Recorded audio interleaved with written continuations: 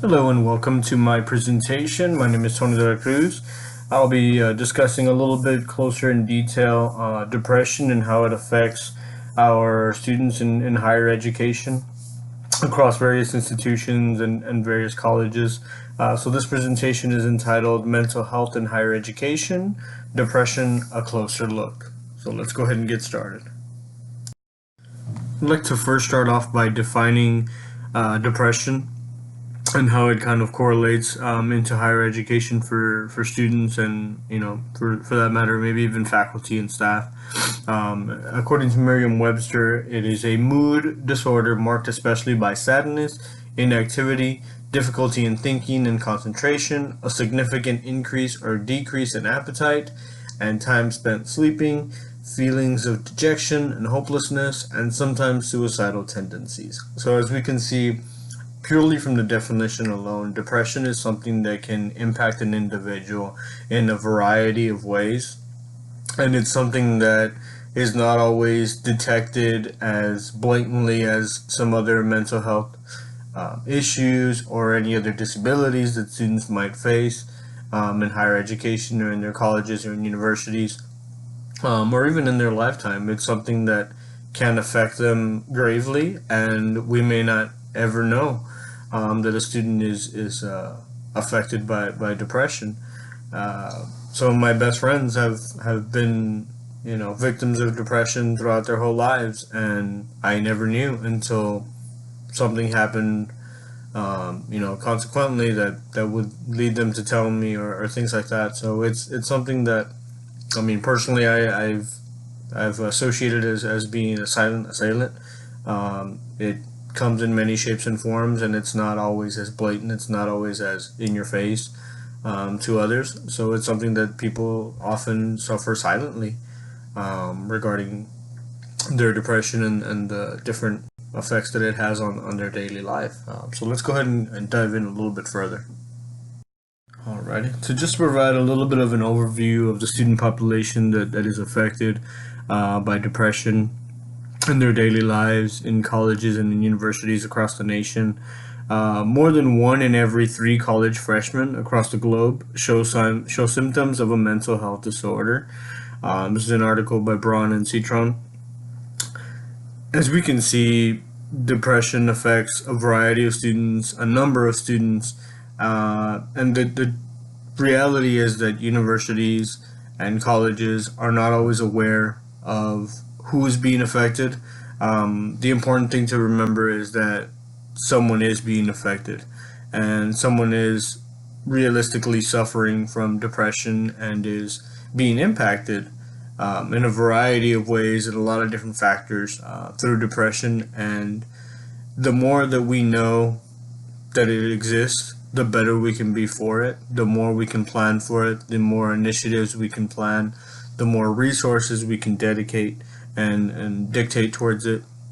So really the key here is awareness. The more we're aware that it exists, the better it would be for our students and for our staff and for our faculty. So in everything that we do and in everything that we're focused on, the important thing to note is that it does exist and that it is something that is very, very prevalent in our campuses across the nation.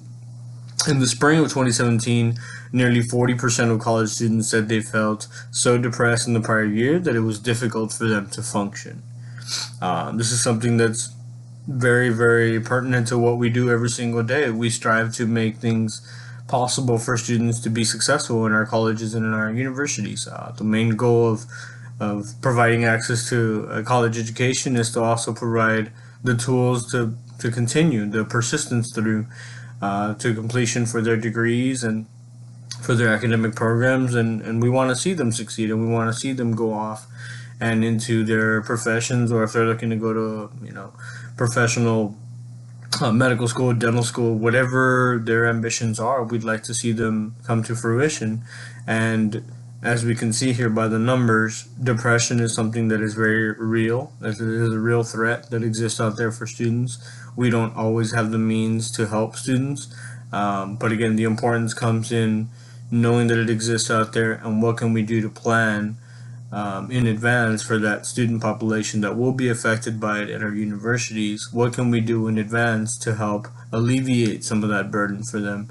Because one thing to note with depression is that although there is medications and there are treatments available, nothing is ever 100%, and it's up to us to try to figure out the best way to which we can handle it for them to mitigate the circumstances and mitigate the damage that depression can have on them in their college education. Alrighty, let's go ahead and continue. And continuing on with the overview of student population affected by depression, one interesting quote that I found while diving into this topic a little bit deeper and doing some additional research was that an article that stated, when students feel their best, they can live up to their fullest potential in and out of the classroom. This is important to note because if you've ever worked with somebody who has suffered from depression or suffers from depression, or worked with any student who's dealing with any type of mental health issue, you know that moment when they are feeling at the worst, they are not at their 100%. And they most likely are not operating to their fullest potential. They are not able to give 100% of their effort to courses and other social activities taking place at school, other engagements that they may have going on, work, any other aspect of their life, of their life and their livelihood. They're not able to give it 100%. If it's with family, they're not always interacting with family. If it's with a significant other, they may be, somewhat absent-minded. So it's important to note that when students are not at their 100% mental capacity, their performance is going to be affected. And so this is something for campus administrators, enrollment managers to definitely keep in mind, and to understand the importance of depression, that it's not something that can easily be dismissed, or that it should ever be dismissed, or that students can eventually work through it. I don't think it's ever anything that you can work through.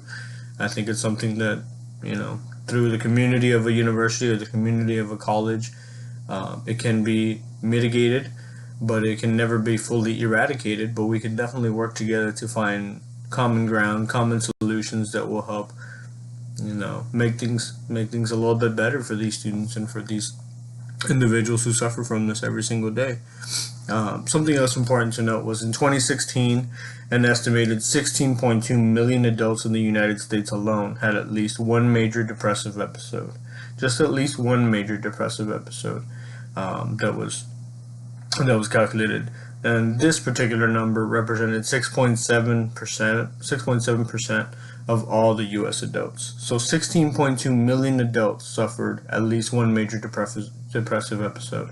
Not to say that 16.2 million adults were depressed, but they have felt some type of a major depressive episode that affected their performance academically, in the workplace, in life, with their families.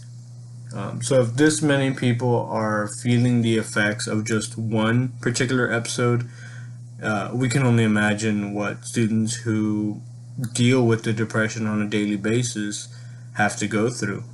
Even just getting out of bed in the morning and doing research, there's countless students who suffer from depression every single day and may or may not be able to make it to class on any given day due to their depression. And by not making it to class, of course, they miss out on the lecture, they miss out on assignments, they miss out on the test, they miss out on any number of things which can ultimately affect their grades, which can trigger something else within their depression, fear of failure. And so it almost becomes a self-fulfilling prophecy of, well, I'm not feeling well today, I'm not going to be able to make it to class. I'd really like to go to class because I don't want to fail, but I don't feel well today. And in just dealing with that, the prophecy comes true in the sense that, they kind of back themselves up into that corner there, but it's something that they cannot control. It's something that they feel, and it's something that they perceive within them, and it's just about being able to be there for them when they need us the most, which is the difficult task. Something that can't just be said, it has to be shown and done, but it is difficult to do. But again, the awareness of it, the more that we understand these students are in our universities and in our colleges, the better we can be towards working out some type of a solution for them. In Figure 1, we see here that is provided by the National Institute of Mental Health. We see the past year prevalence of major depressive episodes among U.S. adults in 2016. And it kind of breaks it down here in terms of the overall population, female, male, age brackets, as well as by race and ethnicity. And one thing that is important to note here is that if you look at the age column, in terms of the 18 to 25-year-olds, 10.9 was the percent or the average rate there of major depressive episodes for 18 to 25-year-olds. So 10.9, almost 11 major depressive episodes, 18 to 25-year-old students or adolescents, young adults. This particular population, if we look back at when we graduated high school and we were entering colleges and universities, is right about that same age time, right about that same age frame of 18 to 25-year-olds. So these students are graduating high school, going on pursuing a professional career, joining colleges, universities, and 10.9 episodes are being felt by these students on average in just the year of 2016.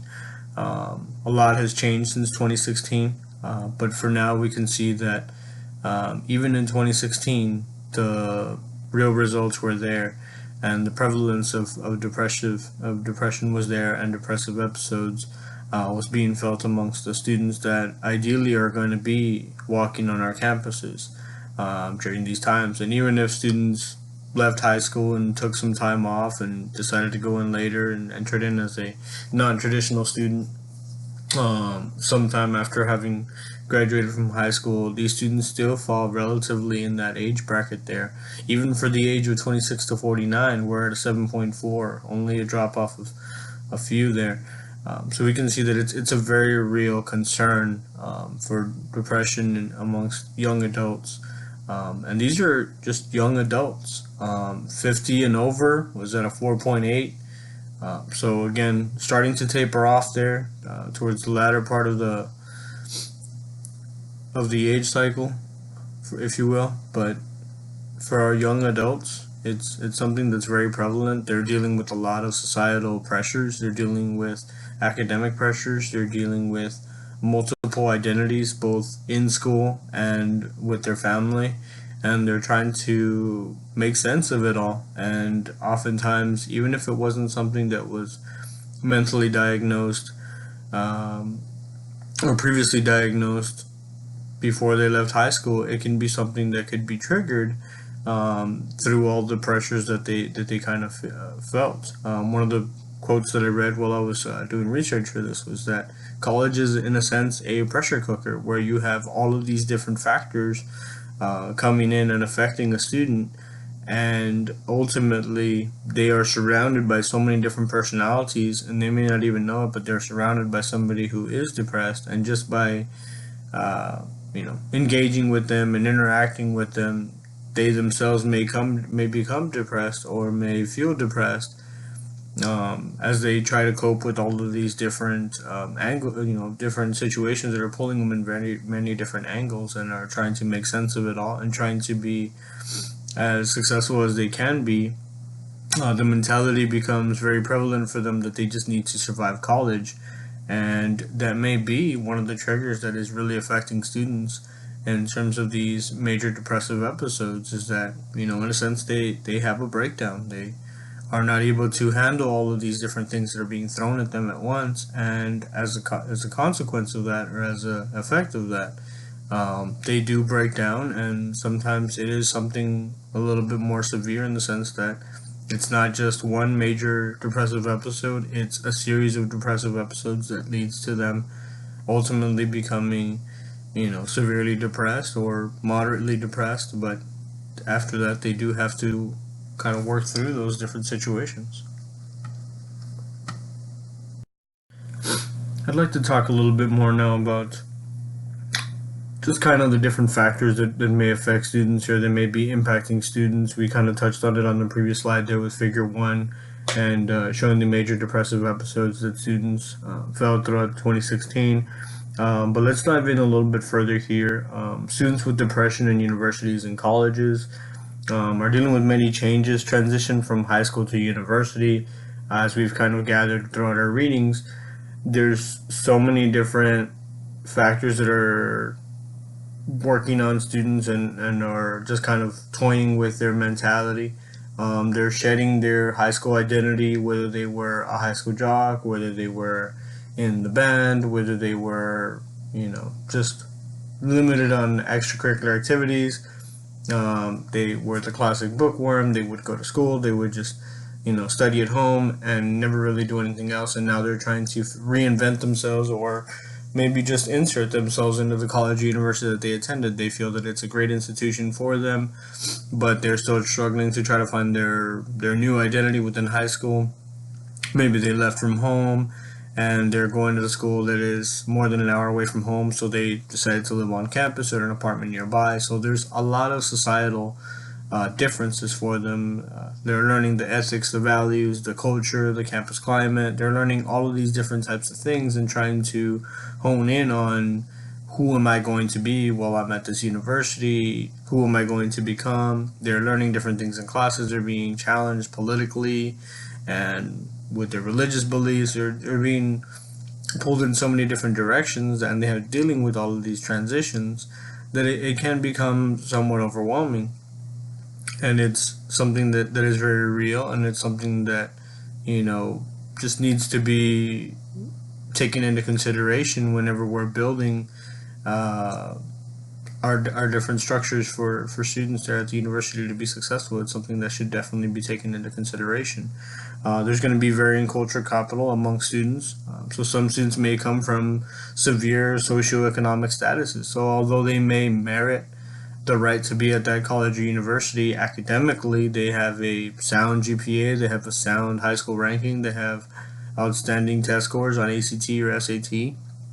But in terms of the actual know-how or knowledge of college going culture and college academic process and just experience of being at a college or university setting is completely foreign to them. They've never stepped foot on a campus other than throughout a college tour, which is minimal access, if we can all agree on that, minimal access to the university and just a snapshot, a glimpse of a university, if you will, through a college tour or even attending a preview day. But it's nothing to be compared with somebody who is a second generation or perhaps even a third generation college going student. Parents went to college, got a master's, doctoral degree, things like that.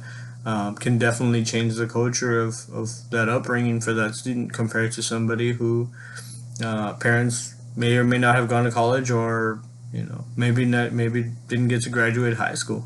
That definitely changes the attitudes, the beliefs, the perception of colleges and universities. A lot of times these parents that are in the low socioeconomic status don't know a lot about the college or university. They may have a perception or a realization that college is a very beneficial tool for students to kind of open up doors and things like that for them, and so they may place the value on colleges and education, but for that student, that's all they ever really had was just the value, the implied perception that colleges and universities are definitely something worth it for them, but they don't know much about it, so that experience level is not going to be there for them, and they may have that learning curve there at the beginning of just trying to assimilate with that college or university on top of their normal academic coursework and things like that. So that's definitely something that's a very, very real concern. A lot of universities have really focused on now and honed in on, and we'll touch on that later on in the presentation.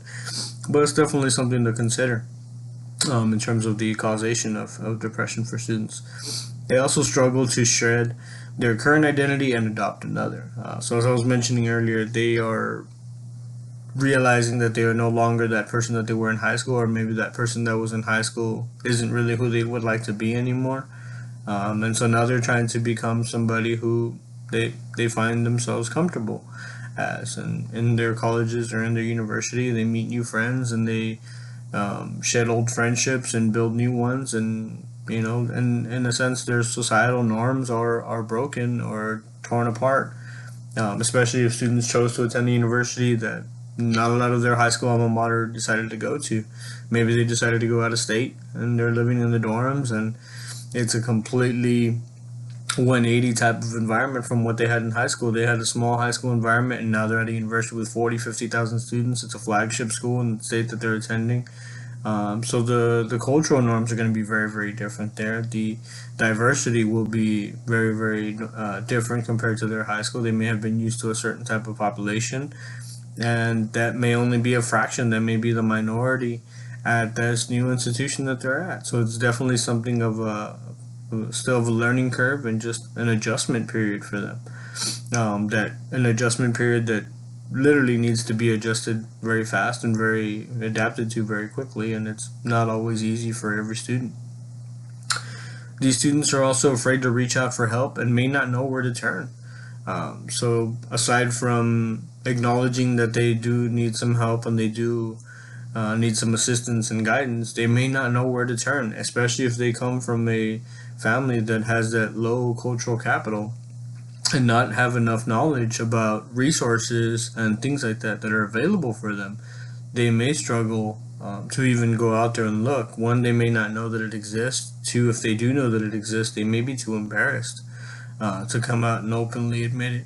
It's not always easy for individuals or students to come out and tell others, let alone tell a professional staff member on campus, a licensed staff member for that matter. So even then, it may not be something that's comfortable for them. They may feel more comfortable with their parents. However, if they are attending a university or college that's further away from home, that may not be as easy for them to do. They may need to wait until the weekends. They may need to wait until the end of the semesters to reach out and try to get that help. And studies show that students will usually reach out to their parents first, and it'll usually come in the form of a late night call, of them finally realizing, I can't physically do this on my own and I need help and I need to turn to somebody who I trust. And usually that's family first. It's not always the university first. So that's also another reason why universities should find a way and try to find a way to incorporate those students into the university very, very soon and make them feel like they're part of a community, of a culture that they can fit in. Even though we all come from all different walks of life and all different aspects of the universe, we are all in this together in the sense at that university. So thank you for choosing our university. Now we're going to be making sure that you do feel inclusive and you are included in a lot of the things that we're doing. And if you ever need somebody, that you do have somebody here that's available for you, that can help you, that can work with you, and that you shouldn't shy away from those different types of help. In continuing, students with depression in colleges and universities, surviving college becomes the mantra for these students. A lot of what we're talking about here is that in spite of the services that are available, in spite of the resources that are available, and in spite of the professors and the staff and faculty that are available for students to call upon and to work with and to just use for any other types of help that they need, the surviving the college does become the mantra for these students, in the sense that it really is a matter of survival. It's getting through the assignments, getting through the assessments, getting through finals, getting through the day. In some cases, is really the way that it boils down to them, and they are going to be looking for the resources that they can count upon. And sometimes that may come in the form of a study group. Sometimes that may come in the form of them reaching out to somebody on campus, counseling services, or students with the disability services on campus. So there's a lot of questions there that they might have, and they'll be looking for those resources. But surviving college definitely becomes the mantra for them, and it's really, again, up to the universities and the administrators to just kind of let them know that there is something out there for them, that there is help for them. But again, it comes down to being able to recognize these different symptoms and being able to be there for them when we recognize it. And so being proactive about it and being ahead of the curve in that regard.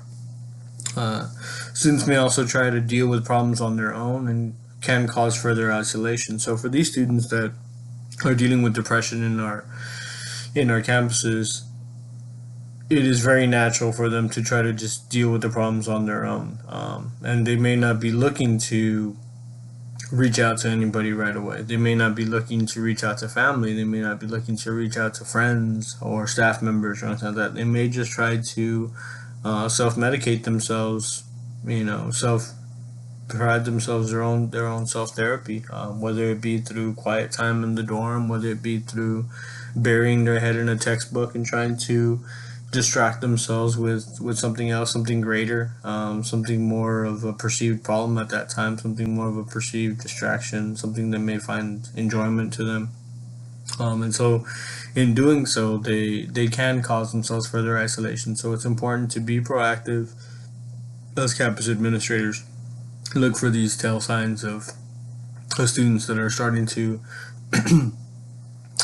veer off and taper off in the classroom. And if they initially had a lot of classroom participation and were always on track with their assignments and never missed a class date or anything like that, and all of a sudden that starts to change, the behavioral starts to change, it's also kind of upon us to try to intervene and try to work with those students. I've seen some institutions that have some type of anonymous tip that somebody can submit on behalf of another student, or staff can submit it on behalf of another student. And it's just really just an online form that can be filled out anonymously, and basically just says like, hey, I'm concerned about this student. And you can include as much information as you'd like about that particular student, to just say, hey, can somebody check on the student? Like, I don't want it to be my name out there, but, can somebody just check on the student and make sure that everything is okay with them? It could just be that they were having a bad day or a bad week or a bad month, but we don't know that initially, and we don't know what kind of mental demons they're wrestling with. And so it's important to be on the lookout for these types of things and just be on there, to reach out and lend a helping hand to them, or just lend an ear to them. Sometimes they just need somebody to listen to them and hear them out, and then they can kind of figure out where they need to go from there, or they may ask you for some advice. And again, it's up to how comfortable you are with that person. If you'd like to share some advice with them, or you'd like to recommend them to some services, maybe saying, hey, you know what, I'll walk with you to counseling services. Let's go and we can talk to somebody over there, or they can talk to you. And so that's something that can also be done for them. Social media threats to student mentality. So in this digital age of social media networks with Facebook and Twitter and Instagram and Snapchat and all these different avenues available for students to engage with one another, it can become very, very easy for students to become a target of any type of cyberbullying or any types of social media just situations that occur, and anything with students being students, and just students involving themselves in different accusations and different things like that, and everything that can really hinder a student's performance academically, in the sense that they have something that's being said of them, or that's being done to them, that is not actually true, and it can definitely affect their performance in the classroom. And so there's so many different things that are out there in the world that they see and that they do, and it's literally just in the palm of their hands. And so it can become a very dangerous world really, really fast. So it's also a matter of being able to, again, mitigate those different types of situations. And again, we can't always be there policing things online, but we can make sure that when something does happen, and if it's happening in our campuses and it's something that's affecting the student, that we can definitely take action there if need be. Whether it be reprimanding students, or whether it be taking any types of further action through law enforcement if need be. That's definitely something that can be looked at. Various forms of stress on students can also include family, class, their friends, their peers. So there's a variety of factors, as we've kind of gone over already, that affect students and can cause depression, or can further further trigger depression moments in their life or depression stages. And so there's so many different stresses and stressors that are going through a student's mind, their family. So for students who did leave home, it could be pressure from the family that student has left and has not contributed to the household anymore. Student doesn't visit anymore. Student doesn't answer phone calls. Student doesn't call home as often as they did. So there's different pressures that can be put on by the family. It can really affect a student, and that's where it's important to be there for them and to let them know, hey, we're not alone in this. We can definitely be here for you, and we can definitely help you cope with these different things that are going on within their class. So whether their academic schedule is or their study time is not sufficient, or whether they're not able to grasp certain subjects, maybe they're struggling in a certain particular course and they've never really needed to get help before, and so now they need to come to grip with the fact that, hey, you know what, I'm not going to be able to make it through this political science course or this philosophy course. I'm just not understanding this material, but I don't quite feel comfortable enough to go talk to my professor. They seem like they wouldn't want to help me, or this, that, or the other. And a lot of times it's all perceived truths. It's not the actual truth. But again, it's something that really can affect them and that really can discourage them. And, it's a very, very real threat. So it's also, from a professor's perspective, it's something that we can try to, make the classroom a little bit more of a nurturing environment for them.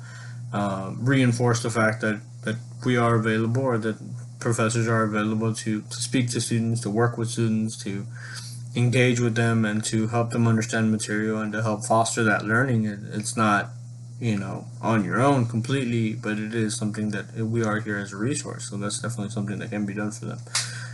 Pressure from friends can definitely come through, whether friends are going out to a certain activity or friends are involved in a certain organization and they'd really like for the student to be involved.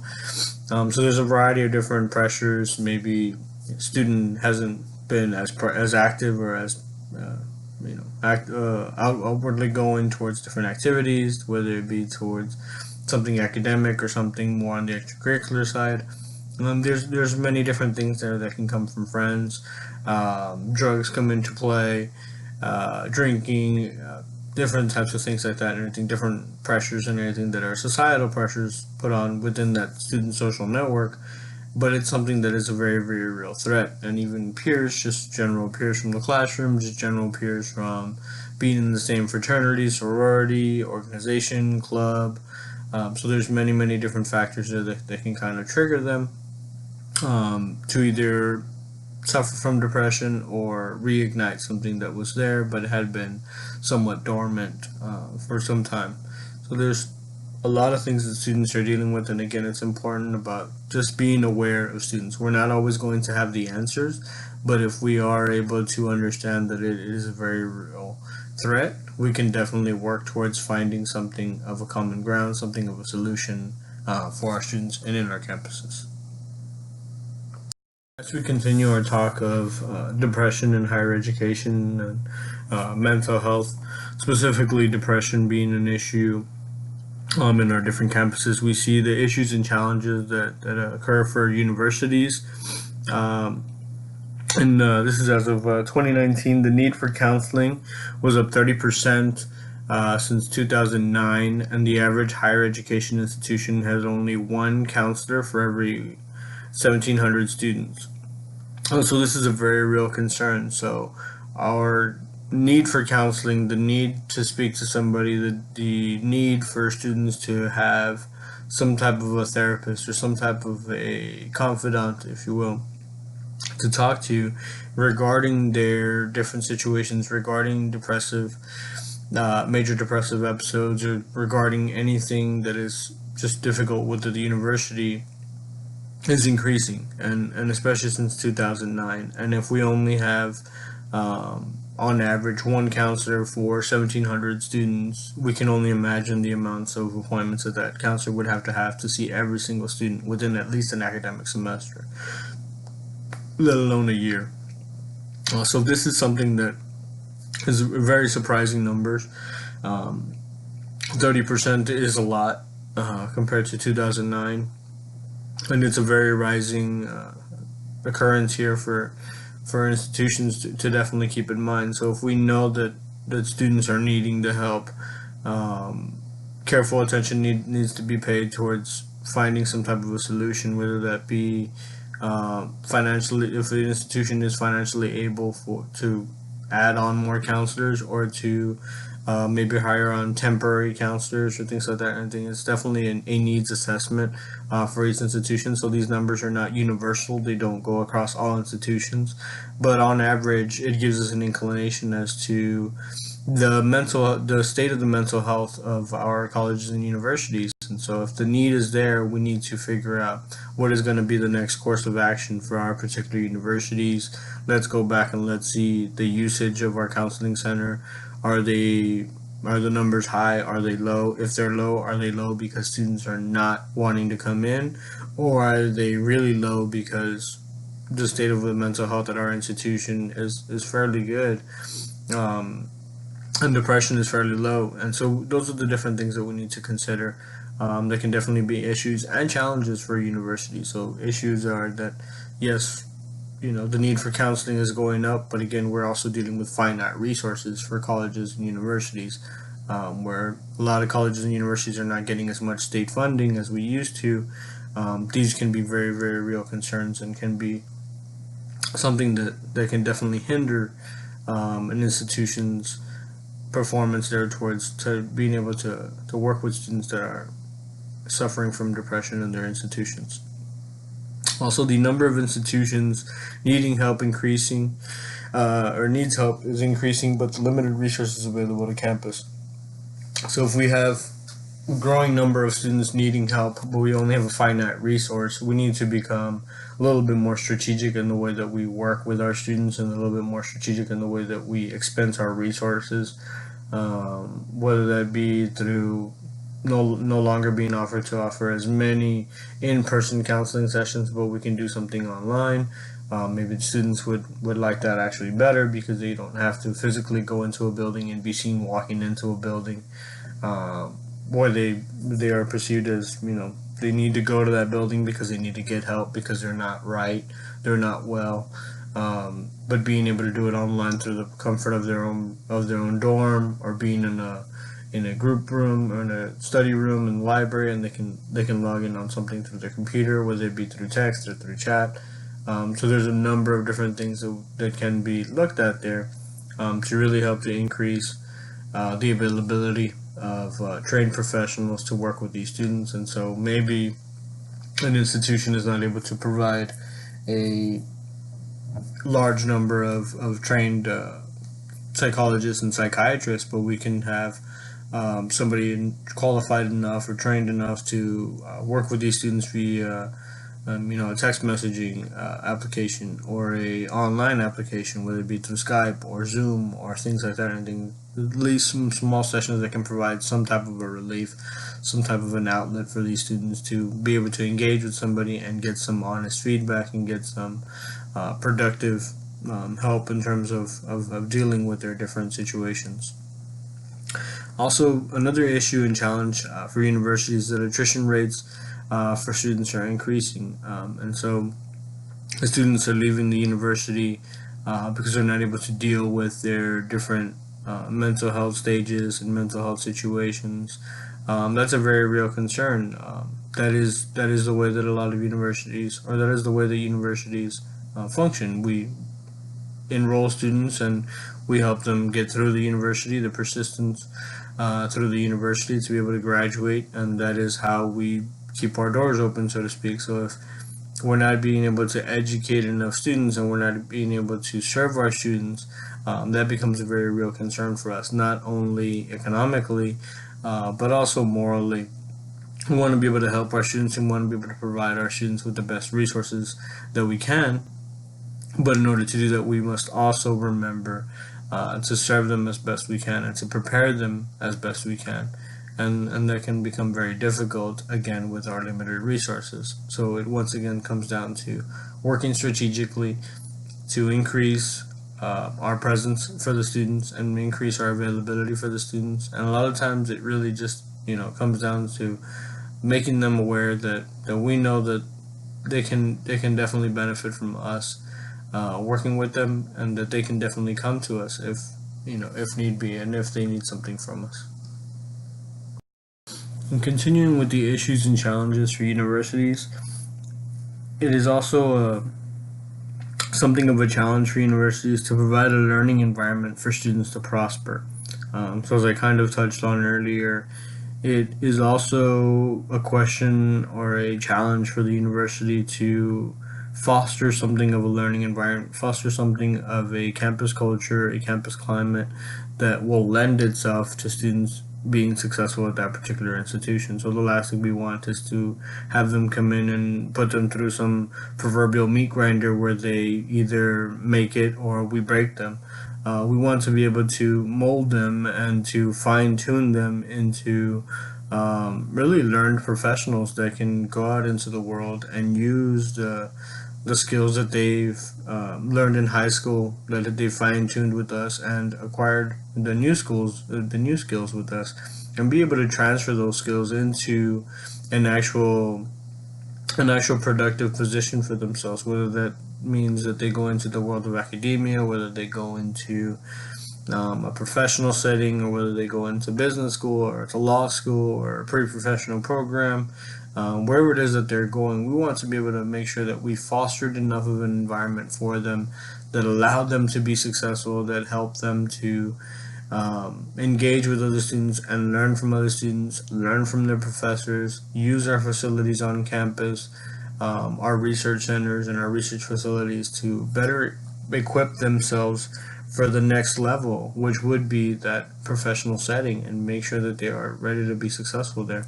And while they are with us, making sure that they have the best environment for them to be successful and to be able to work with one another and to learn from one another, and to really just help them, become better versions of themselves than when they first walked into our doors during orientation. So the last day that they leave from us, when they walk across the commencement stage, we want to make sure that they are a better individual because they came to our institution, and not that they survived our institution.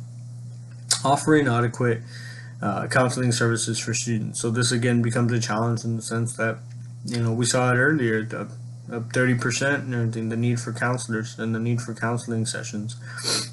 With that rising number, we need to make sure that we're available for students too.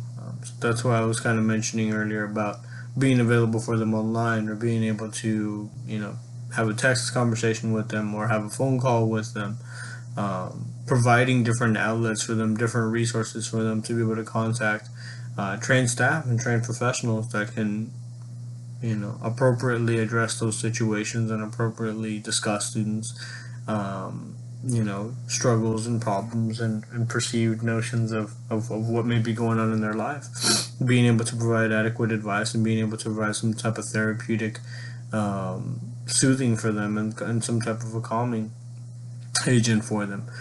So that becomes a big challenge for universities, and as we've mentioned, funding is not something that is hugely in abundance, at least on the public sector. On the private sector, of course, the funding is a little bit different, but even then, we all have a set amount of resources, and we have a finite amount of resources of manpower, and staff and everything on campus that can be able to execute these different types of initiatives. And so it does become a bit of a challenge, but it's about, again, being aware that it's very existent, and it's there, and what can we do to better help our students and better help our community. Also, professors facilitating learning process for students, helping students transfer the skills they learn in high school at the university level. So we've heard it time and time again that, if you didn't learn how to write in high school, you're not going to learn in college. That's something that you should have learned in high school. But again, it's about not necessarily drilling it home that, you didn't learn this before, so you're not going to learn it now. But it's about, okay, what did you learn while you were at your previous high school or your previous institution, and now here? How can we help you to better fine tune that? How can we help you to expand on that, if you will, and how can we help you in the meantime bridge that gap if you were not prepared and well enough as others were? What can we do on campus that will help you to bridge that gap? And sometimes that can come as easily as our tutoring services, or our supplemental instruction, or our academic mentors. If your campus is privy enough to have an academic mentorship program available for students, that can definitely be something that can be called upon and utilized for that. So a lot of times these are programs that don't have to be something that is fairly uh, recently created. It could be something that has been in existence before, but we're just going to be using it in a new capacity or adding to that scope of uh, of what it can do for students. And so it's definitely something that can also be looked at. So now that we know that it exists, what can we do with our current resources to better use them strategically and better use them effectively to work with our students and to help our students in the different areas that we need them. Now that we've seen the very realness of how depressions can impact universities and the different effects that depression can have on students, we'll talk a little bit more about university initiatives that have already been created to combat depression in higher education and depression in colleges and universities, and how different universities have utilized these resources to better serve these students and to better help students cope with these different types of um, situations. One of the first ones that I want to talk about is the first year experience programs. So some institutions are able to provide something like this. I know my institution that I currently work for offers something that's very, very helpful for students, and we effectively know it as the FYE program, or the first year experience program. And at least for my institution, which is UTSA, students need to opt into the program.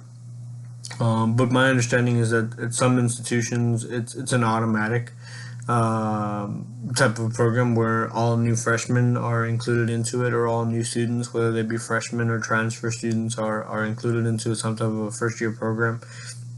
But it's really more of an immersion program to help them better engage with the university, better understand the workings of that university, and the availability of resources and services for that student.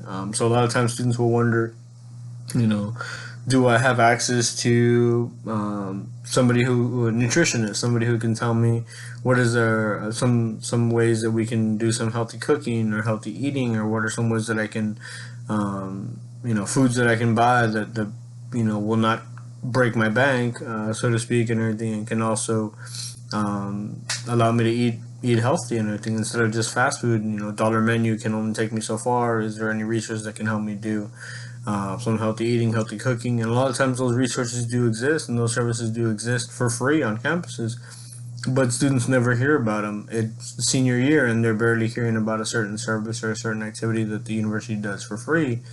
But they don't always hear about it because they are involved in one aspect of the university and don't fully get to see all of the aspects of the university and everything that is offered, um, literally just at their fingertips. So it's something that can really change students' perspective towards their university, and give them a deeper understanding and a deeper appreciation for what their university offers them. So where do my tuition dollars go? My tuition and my fees. So tuition goes to my classes, and where do my fees go? What types of things are included in my fees? And so that's something that not all students are aware of, and first year experience programs can definitely do that for them, and really incorporate the other aspects of the university, the services part of the university that's offered to them. And aside from that, it can also provide them an academic mentor, somebody who's upper level classman, junior, senior, hopefully within their perspective major or respective major, that can kind of guide them and give them those helpful tips that may not have been available for them, or maybe they were a product of the program themselves, and they can say, hey, you know what, this is something that my mentor told me back when I first started, and it helped me in this way or that way. And those are different things that are invaluable information to students as they're trying to learn the societal norms and cultures and values of their new institution, of literally their new home for the next 4 years, ideally 2.5, 3 years if they came in with some prior college credit. But it's going to be their home for the next year, for at least the foreseeable next future. and it's something that can really help them. That can bridge the gap for them, and it can kind of alleviate a lot of stresses that can kind of be put on by students. What am I going to do about this? What am I going to do about my major? I want to go to medical school. When should I even think about looking at medical schools, dental schools? If I'm in a pre-vet program, how do I know when it's time to apply to vet school? How do I even look for a good vet school? I've always heard this vet school is good, but is it really? Does it matter? Does this matter? And those are things that a mentor can really provide for students, on the academic side and on the social side, aligning themselves with adequate student organizations on campus or clubs or things like that of that nature that can really help that student further develop their character and further develop their personality as a professional. They can ultimately help them bridge the gap between them and different employers as they graduate college and start looking for professional positions. Um, the other thing, another initiative the universities are working on and have been doing now for some time is the creation and creating of living learning communities. And these are done within the residence halls at universities. Students can self-identify themselves as a leadership living learning community, or as a religious-based living learning community, or maybe as you know a sports lover living learning community. So they can already start as self-identifying themselves into a group of students that are going to be like-minded individuals. And so, in essence, the students is not going into a residence hall blindly and trying to see, well, I don't know what my residence hall is going to be like. I don't know what the people around me are going to be like. I chose my roommate, so I know what they're about and what they're like, but I may not know right off the bat and everything what of my other roommates are going to be like, what my suite mates are going to be like, what the rest of the students on my floor are going to be like. And so, if they can already go in there knowing the general feeling of who's going to be around them, the other students that are going to be with them, that can definitely be something beneficial for students that they can work with, that they can begin to engage with, that they can begin to conversate with, and really start to build a new network of friends and a new network of resources, um, to ultimately pursue their degree, and finally graduate from those different institutions. So that's definitely something that is available for them. um, in doing research for this presentation, I also found that there's some academic based living learning communities that also deal with majors. So students going into the health sciences, or students going into the business programs, or students going into the liberal arts. And so students can again self-identify themselves within those, and you're starting to surround yourself with like-minded individuals that are going to be somewhat in your major. Maybe they'll be taking classes within the same programs or things like that, and things, so they can already start familiarizing themselves with other students, other individuals that you know may not have been there when they were in high school, or maybe um, reminiscent of somebody that they had in high school, and so they can start building that relationship early, and really help them assimilate to the campus a lot faster, and help them to eventually progress through that institution a lot quicker as well. Another initiative that universities are doing is to help new students feel engaged. This is done in a variety of different ways through new student orientation programs, extended orientations.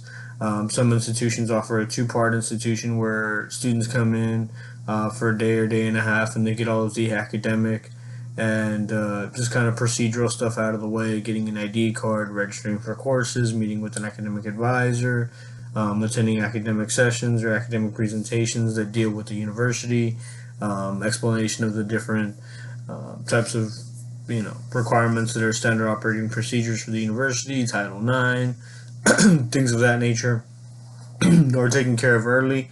And then students come back later in the summer, shortly before classes start, and they take care of a second part of orientation that's really more on the social side of things. Being able to meet new students, doing some team building activities, doing some activities to just get them acquainted with different individuals, maybe in their major, maybe outside of their major, maybe just trying to get to know the university.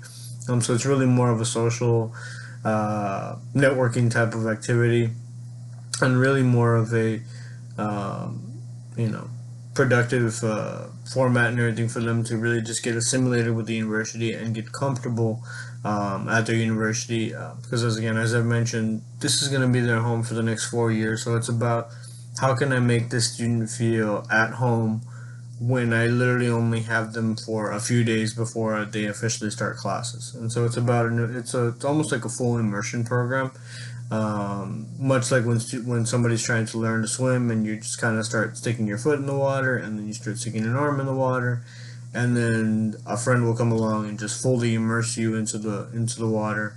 But they're there guiding you every step of the way, and so it's something similar to that in terms of that with the extended orientation programs that institutions offer. So it's getting you fully into that pool, but at the same time, we're going to be here every step of the way to kind of show you, how to navigate around in this pool. Um, Another initiative that universities are doing is providing access to disability services for students. So, for students who are uh, diagnosed with any type of mental health issue, specifically depression, there is disability services, there is offices at institutions that can help in coping and dealing, and in some cases even providing medical treatment for these different types of situations and these different types of illnesses, mental illnesses for that matter. So it's something that, providing that resource for them early, and letting them know that it is available for them and that they can take advantage of those different types of things. Whether that student needs accommodation, if their depression is triggering anxiety, and they would need a little bit more of test taking time, if they need a little bit more preparation for certain assignments, or they need to be able to do things in a separate room or things like that. I think those are different things that a university can definitely look into accommodating, provided resources are available, of course, and provided the different situations for universities lend themselves to these different types of accommodations. But those are things that can be talked about with the disability services on campus, and even some universities have gone as far as no longer labeling it a disability services office, but more of a student accessibility office. And so it's about providing the access to students and providing them an equal opportunity to be successful at that institution, provided that a few accommodations are made that are reasonable for that institution, and that are not going to be, um, you know, hurting that institution either at the same time. So that's definitely something that can be very helpful for these students. And also providing a campus health center with resource centers that provide help with a range of mental health issues. So these are going to be the student health clinics, the student health centers on campus, where students can go by and get any type of help with any medical ailments that they may have, namely depression in this case. They can go by and get any types of medication that they may need, or if they already have a diagnosed a diagnosis of depression and they are taking medication. This can be kind of the equivalent of a school nurse at a high school campus. They can take care of the medication for them. They can administer it to them if need be. And they can provide them the resources there and the availability there to answer any questions a student may have regarding medications or regarding um, the different ailments that they may have and how to deal with it, and what are the different things that they can do, um, to kind of take a preventative measure to help themselves early on before they are really affected by these ailments. So that's definitely something else that institutions have been doing now for quite some time, and some institutions are even expanding their services to really be able to provide more of a one-on-one help for their students.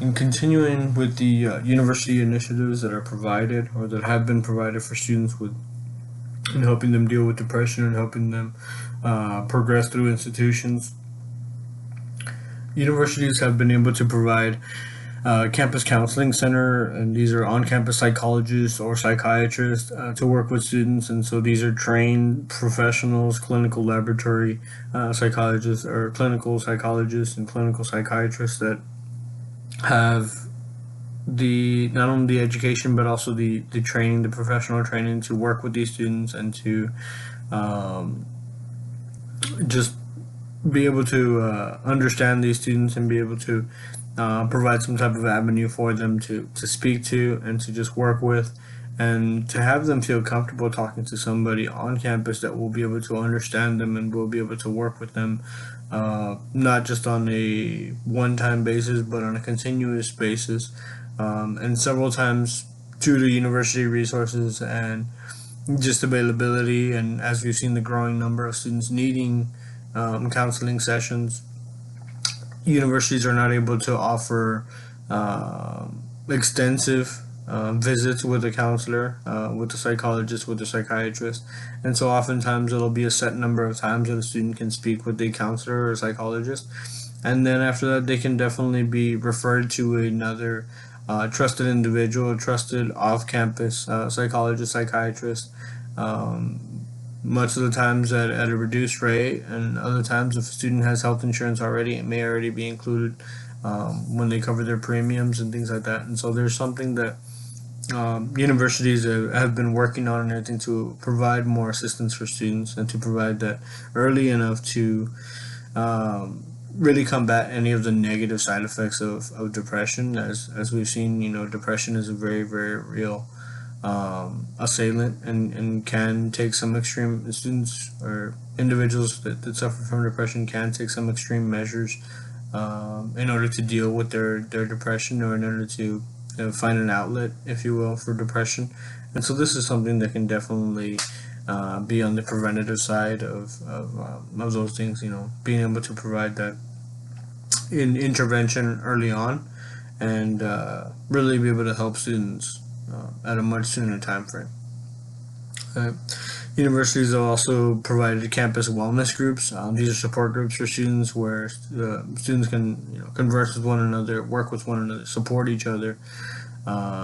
Sort of a study group, if you will, but in this case it's students who are all suffering from some type of a mental health issue, and we just need that additional support, and just need that additional friend, if you will, and anything, just somebody to have an open ear and listen to them and work with them, and maybe they're further along in their form of dealing with their depression, and they can kind of shed some light on, hey, these are the types of things that I do whenever I feel a depressive episode coming on, or if I feel a little bit, if I know myself and well enough, and I know that I'm going to be feeling something later on, or I think that day, these are the things that I've learned that can kind of help me to work myself out of that, or when I'm in those different types of stages, these are the things that I do to help alleviate the effects of that, and to just kind of be on the preventative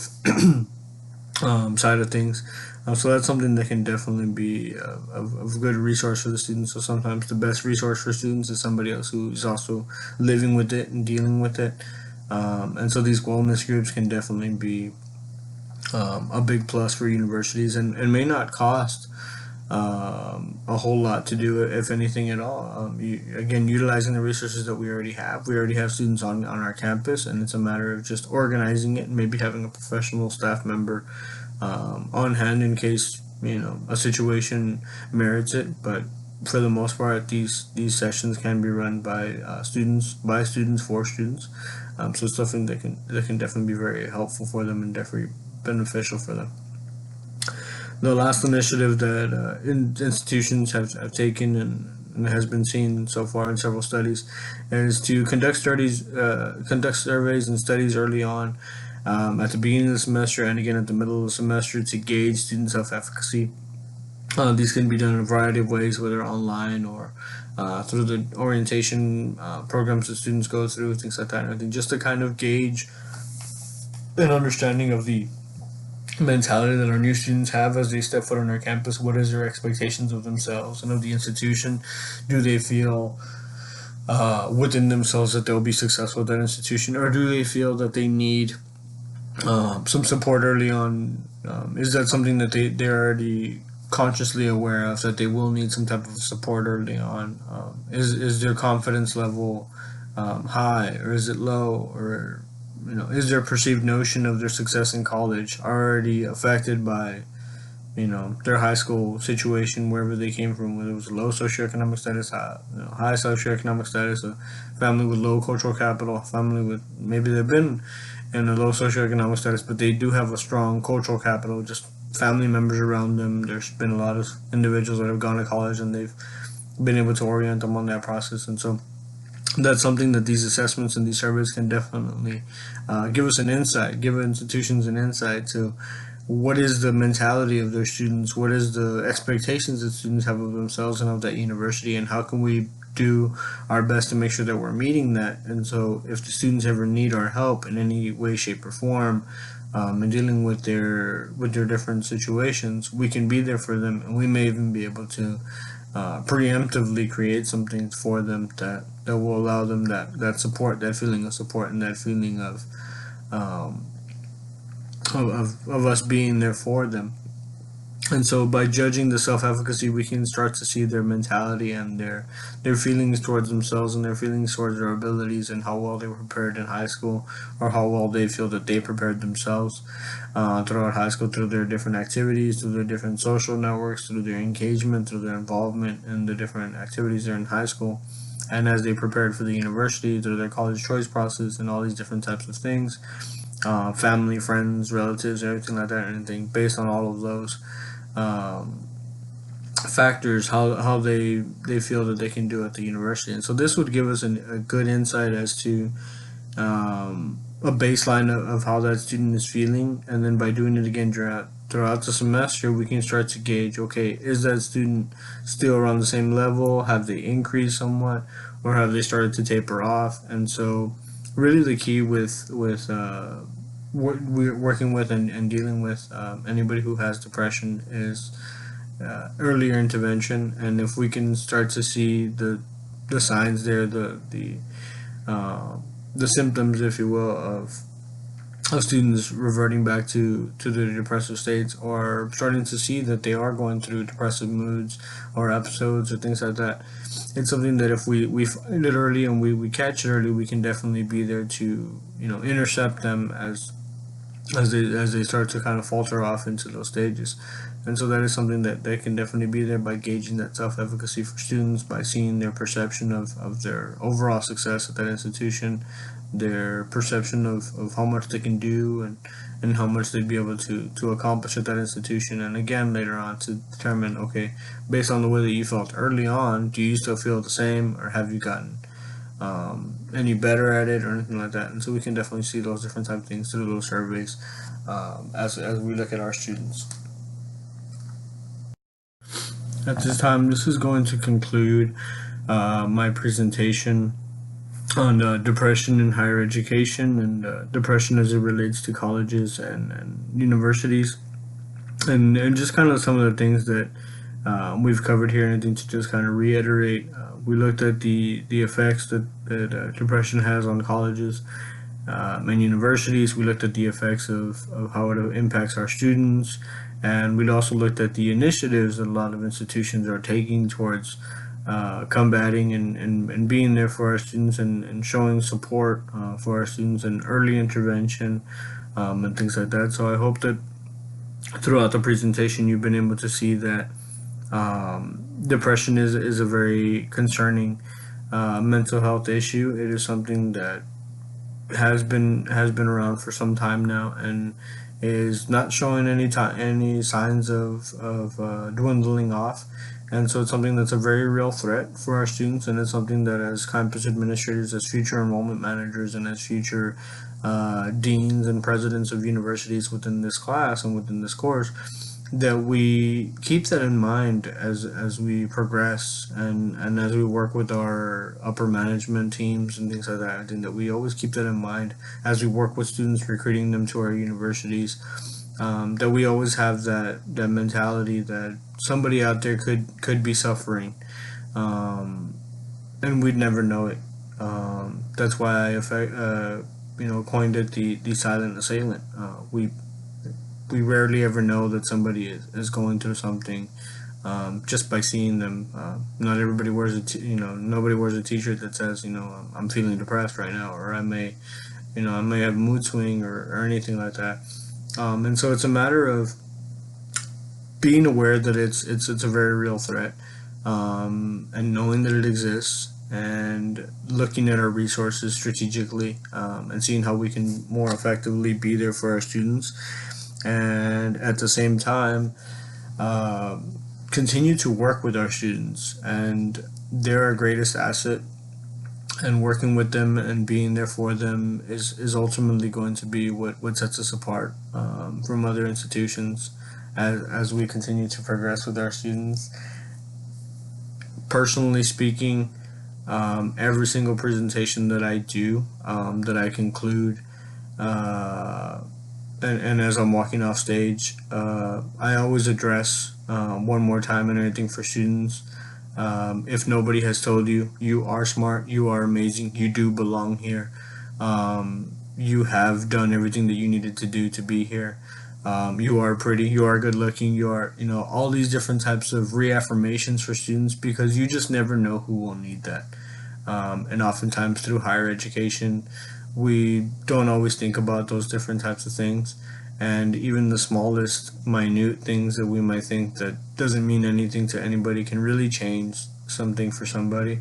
So I challenge every single one of y'all that as you progress through your programs and things like that and everything, to always keep that in mind, that we never know what we do that will actually help somebody.